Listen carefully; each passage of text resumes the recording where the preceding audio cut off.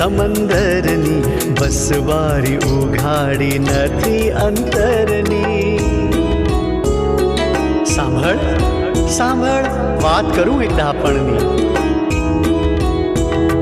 સાંભળ વાત કરું એક ડાપણની, ચાલને દોસ્તી કરી લઈએ દર્પણની, પછી ફરી યાદ નહીં રહેશે કોઈ પણની. ચાલ લઈએ એકાદ સેલ્ફી સમજણની, ચાલ લઈએ એકાદ સેલ્ફી સમજણની. સેલ્ફી સમજણની, સેલ્ફી સમજણની, સેલ્ફી સમજણની.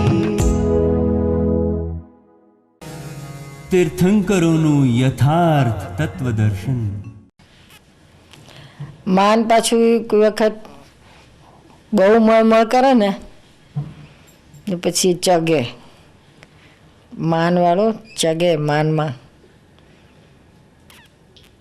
એ ચગે એટલે એના મગજમાં આખો વખત એ માનનું જ ભૂસું ચાયા કરે.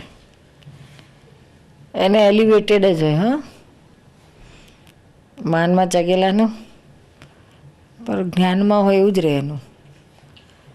તો જ્ઞાનમાં હોય એટલું જ એને આનંદ લાગે. હા, આનંદ લાગે. બહુ માન મળતું હોય ને તો આનંદ લાગે એને. એમ લાગે કે મને આત્માનો જ આનંદ વર્તે છે એમ લાગે. ખૂબ ગાઢ થઈ ગયો કંઈક નવી જાતનું એવું માનનું પાછું છિત્રામણું હોય છે. તેથી જાગૃતિ હોય તો ખબર પડે કે આપણું જગેલું છે. એ તો ના ખબર પડે, મુશ્કેલી પડે. એ અનુભવ થાય ને બધાને. કંઈ પૂછ્યું તો પૂછજો. હા, પોઝિટિવ અહંકાર ને નેગેટિવ અહંકાર વિશે સમજાવો.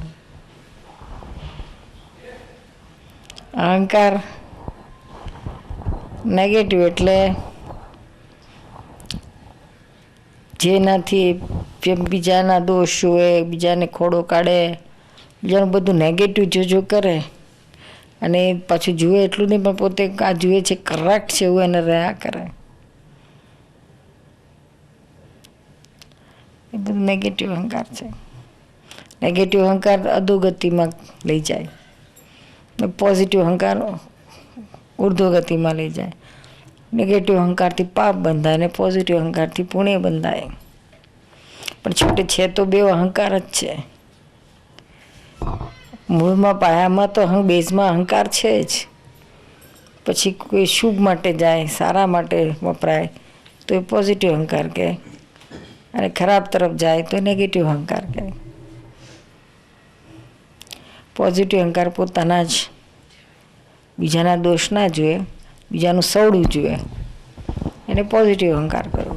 અહંકાર તો ખરો પાછું. કારણ કે જ્યાં સુધી હું જયાબેન છું રે ત્યાં સુધી એને છે તો અહંકાર જ કહ્યો છે જ્ઞાનીઓની ભાષામાં. અને પછી એ પ્રમાણે એ અહંકાર પછી તમે જે કંઈ કરો એટલે અહંકારનું અસ્તિત્વ તો રહેલું જ છે.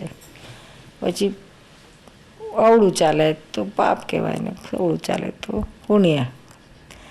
નેગેટિવ ને પોઝિટિવ એવી રીતના પછી એના વિભાગ થાય છે બે. એટલે ક્રમિક માર્ગમાં નેગેટિવમાંથી છૂટીને પોઝિટિવ અહંકારમાં વધારે ને વધારે રહેવાના પુરુષાર્થમાં હોય. એ જ પુરુષાર્થનો માર્ગ છે ક્રમિક માર્ગમાં. ને અક્રમ માર્ગમાં, દાદાએ ચીધેલા માર્ગમાં આ બંને અહંકાર છે, પોઝિટિવ છે નેગેટિવ છે, બે અહંકાર છે. તે મારું સ્વરૂપ નહીં, મારું સ્વરૂપ તો શુદ્ધ આત્મા જ છે. અને આ બંને પોઝિટિવ નેગેટિવ છે એવું જાણનારો ભાગ તે હું છું એવી જાગૃતિ રહે. અને પેલાથી અલગ રહે, એમાં ભેગો ના થાય, તન્મયાકાર ના થાય. સમજાયું ને? તીર્થંકરોની જે પોઝિટિવ દ્રષ્ટિ વિશે દાદાએ જે કહ્યું છે ને એ ફોડ પાડો ને. તીર્થંકરની દ્રષ્ટિ તો એમની તો આત્મદ્રષ્ટિ જ હોય. આત્મદ્રષ્ટિમાં પછી આ બધું ગૌણ થઈ જાય છે, પોઝિટિવ નેગેટિવ. એમની પોઝિટિવ દ્રષ્ટિમાં એક જ વસ્તુ હતું કે આખા જગતને એમણે નિર્દોષ જોયું. એટલે નિર્દોષ ક્યારે જોવાય તો કે આત્મ સ્વરૂપે જુએ તો જ.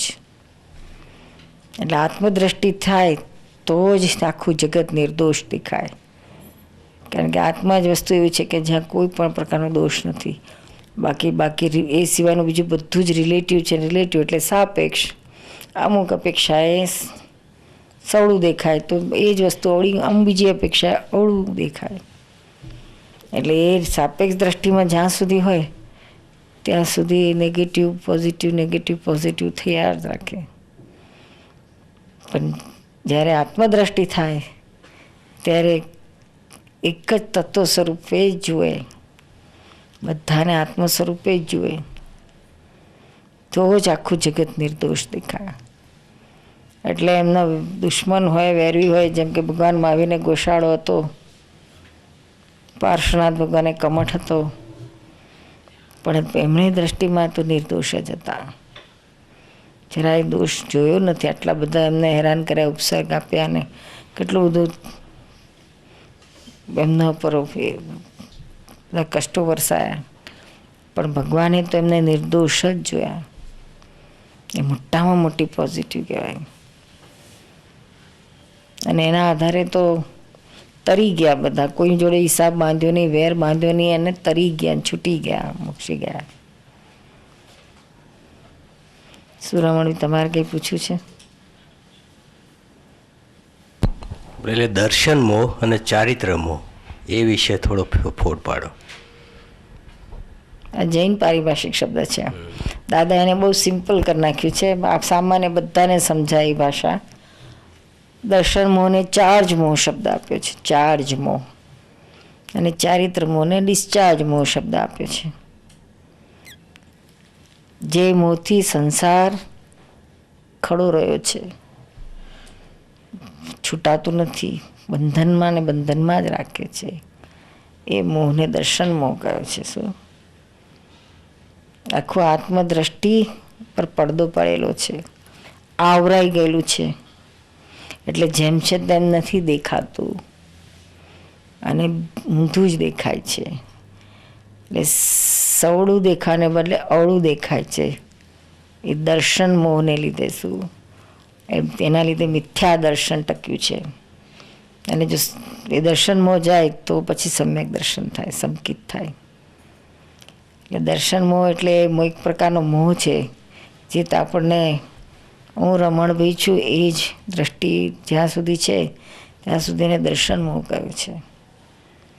અને એ તૂટે અને યથાર્થ દર્શન થાય પોતાના સ્વરૂપનું, કે ના હું રમણભાઈ નથી પણ હું આત્મા સ્વરૂપ છું, ત્યારે એ દર્શન મોહ તૂટ્યો કહેવાય.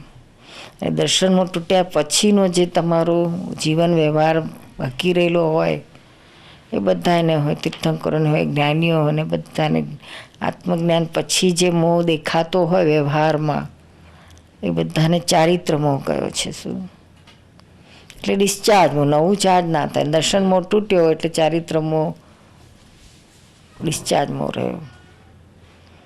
એ પછી જ્ઞાનમાં રહીને, જ્ઞાનીની આજ્ઞામાં રહીને એનો નિસંભાવ નિકાલ કરે એટલે પૂરો થઈ જાય, છૂટી જવાય. સમજાયું? બાકી જૈન શાસ્ત્રમાં તો ઘણું બધું વર્ણન છે, પણ જે આપણને સામાન્ય ભાષામાં સમજાયું નથી. પણ દાદાએ બહુ સિમ્પ્લિફાય કરીને એક્સપ્લેન કર્યું છે કે ગમે એની અંદર થોડું ઉતરી જાય કે આ ચાર્જ મોહ ને આ ડિસ્ચાર્જ મોહ. ચાર્જ થતું બંધ થઈ ગયા પછી રહ્યો તે ડિસ્ચાર્જ મોહ. ને જે ચાર્જ થાય છે ત્યાં સુધી એને ડિસ્ચાર્જ મોહ ના કહેવાય, તો ચાર્જ જ મોહ છે. એકલું ડિસ્ચાર્જ હોય ત્યારે ખરા અર્થમાં એને ચારિત્ર મોહ કહ્યો છે. દર્શન મોહ ગયા પછીનો ચારિત્ર મોહ. ચારિત્ર મોહથી લટકેલો નથી લટકવાનો, પણ દર્શન મોહથી અટકેલો લટકવાનો છે. રખડાવનારું સંસારમાં દર્શન મોહ છે. ચારિત્ર મોહ તો દેખાડો કરે પણ એનું પૂરું થઈ જાય, નવું ના ચાર્જ થઈ શકે. નીરુમાં, જ્યારે આપણે કોઈ કાર્ય કરીએ પછી એ કાર્ય પૂરું થાય તો જશ મળે ને તો સારું લાગે, પણ જશ ના મળે તો એનો વાંધો ના આવે. પણ જ્યારે કોઈ બીજો એનો આખો લાડવો લઈ જાય ને ત્યારે પછી ઊંચું નીચું થઈ જાય, ત્યારે શું કરવું? તારે આપણે ડાયાબિટીસ કરી લેવું એટલે લાડો કોખાઈ જાય તો વાંધો ના આવે. સારું થયું કે શું મારું બચી ગયું. આપણને બધાને ગમે, મીઠું બધાને ગમે. શું લાડવો બધાને ગમે, શું પણ કારેલું ના ગમે બધાને. ના એટલે ના થયો હોય ને તો વાંધો ના આવે, પણ કોઈ ખાઈ જાય ને એ લાડવો તો પ્રોબ્લેમ થઈ જાય. પાછો આપણો જો ગમતો માણસ હોય ને એ ખાઈ જાય તો થાય પ્રોબ્લેમ. ના એવું ના થાય. હા, આપણો વાલો હોય ને તો એ લાડો ખાઈ જાય તો વાંધો ના આવે, પણ જ્યાં થોડુંક હજુ કંઈક એના માટે અભાવ છે ને એવો કોક ખાઈ જાય ને તો વધારે ચચરી જાય. હા કે અને એમને કોઈ આને ખબર ના પડે ને કોઈ ખાઈ ગયો હોય તો જરાય વાંધો ના આવે. આપણે ભૂખ્યા રહીએ તોય વાંધો ના આવે, પણ આ ખબર પડી ત્યાંથી જ બધું પ્રોબ્લેમ શરૂ થઈ જાય છે. શું એટલે આ લાગે છે આપણને આજુ મેં છૂપું રહ્યું છે જસનું ભૂખ રહી છે. એટલે માન જસ એટલે માન, યશ નામ માન કહેવાય.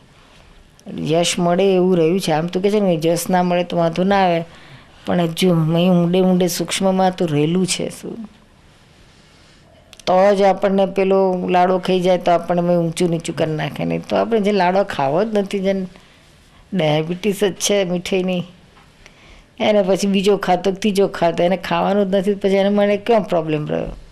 પણ હજુ મેં પેલું પડેલું છે ખાવો છે એવું, એને ખાવો જ નથી પછી ગમે એ ખાય,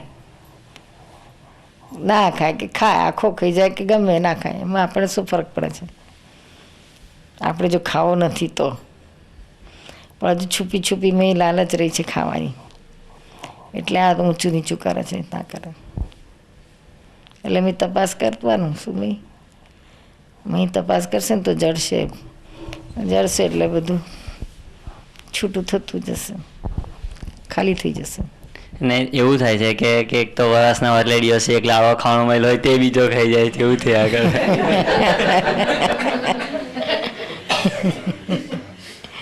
શું થાય હવે, આપણે લઈને આવ્યા હોય જન્મથી જ ડાયાબિટીસ, એટલે લાડવા ક્યાંથી ખાવા મળે. એટલે આપણે સમજી જોઈએ કે ભાઈ આપણને આની ચડી છે, આપણે મોક્ષે જવું છે તો આ ચડી પાડવી પડશે. શું અને પછી તો સમજણથી ઉડી જાય છે કે આ નુકસાન કરતા છે આપણને.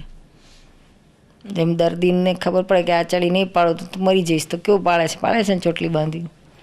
એવું આપણે જેમ મોક્ષે જવું હોય તો સમજી જાય ને કે આ બધી ચડીઓ છે, ક્રોધ માન માયાલોભની ચડી પાડવાની છે. એ લાડવા બડવા ના ખવાય, માનના લાડવાન, મોહના લાડવાન, વિષયના લાડવાન, આ બધા લાડવા આપણને ખરા આપણા મોક્ષને અટકાવી દે. સમજાય છે ને? એટલે આપણે જો નક્કી ધ્યેય હોય ને મારે તો મોક્ષે જ જવું છે, આ બધામાં પડવું નથી. બાકી મન વચન કયા છે તે ખર્ચાવાનું તો છે જ, પારકાના માટે ખર્ચાય તો ઉત્તમ છે, નહીં તો આમે ખર્ચાવાના છે, ઘસાવાના છે, છેવટે લાકડામાં બળવાના છે. એ છોડવાનું તો નથી જ આપણને. તો આપણે મન વચન કાયા જગત કલ્યાણાર્થે ખર્ચીએ. જેને લોક બાળી મૂકવાના છે ને આપણે સામેથી જ ના જ ખુશી તેને બીજા પારકા માટે ઘસી નાખીએ. એ ભાવ સહિત આપણે કામ કરે જવાનું. શું એ લાલ જસ મળે કે અબજસ મળે, આપણા માટે બી એ કામનું નથી. શું જસ મળશે તો અબજસ, જસની ભૂખ જ્યાં સુધી હશે, જસ જ્યાં સુધી ગમતો હશે તો અબજસ આવશે તો તરત બળતરા ઊભી કરે અગર નહીં રહે. અને જેને જસ જોઈતો નથી ગમે એટલો અબજસ આવે તો એને જરાય ભોગવટો નહીં આપે. એવું છે. જેવું માનનું છે ને કે અપમાન જરાક પણ એને દુઃખ આપતું હોય તો સમજવાનું કે હજુ માન એ મહી હજુ પડેલું છે. It's Dada Bhagwan Foundation presentation. Trimandir Sankul, Adalaj, District Gandhinagar, Gujarat. Phone 9327 010101.